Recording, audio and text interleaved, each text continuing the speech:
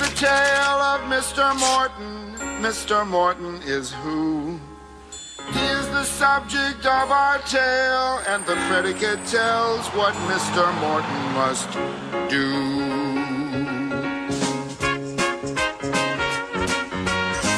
Mr. Morton walked down the street. Mr. Morton walked. Mr. Morton talked to his cat. Mr. Morton talked. Hello, cat. You look good. Mr. Morton was lonely.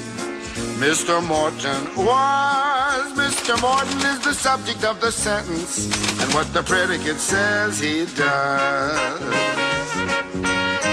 Mr. Morton knew just one girl. Mr. Morton knew. Mr. Morton grew flowers for Pearl. Mr. Morton grew. Mr. Morton was very shy.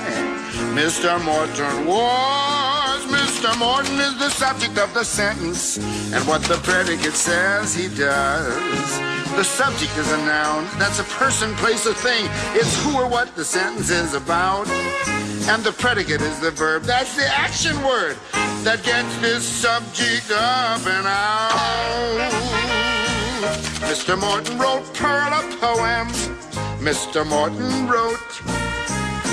Pearl replied in the afternoon. Pearl replied by a note. Mr. Morton was very nervous. Mr. Morton was. Mr. Morton is the subject of the sentence, and what the predicate says he does.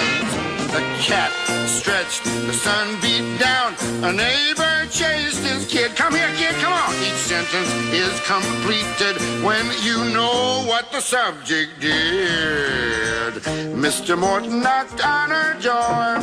Mr. Morton knocked. Mr. Morton sat on her porch. Yes, he just sat there and rocked. Mr. Morton was a nervous man. When she opened up the door, he ran.